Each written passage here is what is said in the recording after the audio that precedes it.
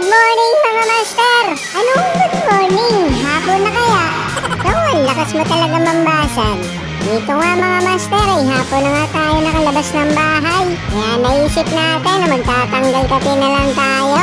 Pero bago tayo umagis eh, hatid muna natin tong hook kay Ban James. Karating ko nga pala dito kay Ban James master ay nakipagkwentuhan na muna tayo. Mga kalahating oras na nga tayong nandito kaya nagpaalam na tayo kay Ban James. Una nga pala natin pupuntang spot mga master ay dun sa ilalim ng tulay. Bukod kasi sa tabing dagat ay dun ako nagtatanggal ng kape. Nakailang saglit nga lang mga master ay nandito na tayo sa spot natin sa tulay. Excited na nga pala ako dito kaya tinabi ko agad yung bisikleta ko. Pagkakita ko nga sa tubig mga master ay napaay na lang ako. Tingnan nyo naman kasi mga master ay napakalakas ng agos.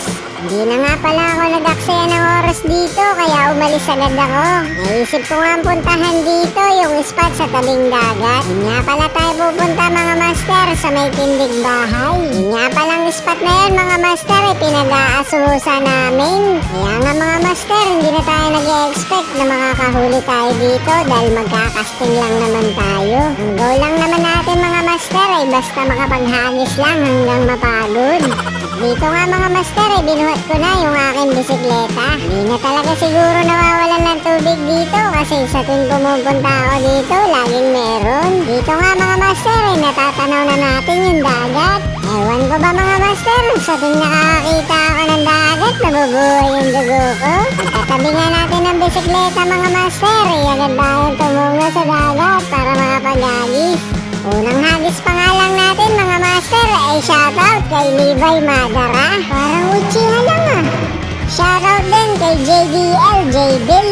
At shoutout din kay Romeo Brad Salida. Malipas nga ang isang oras sa paghahagis eh hindi tayo silibaran kahit isa. Kahit na ganun mga master eh hindi tayo papayag na wala tayong maiuwi.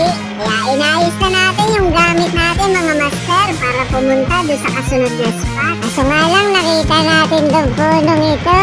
Uy, papaya!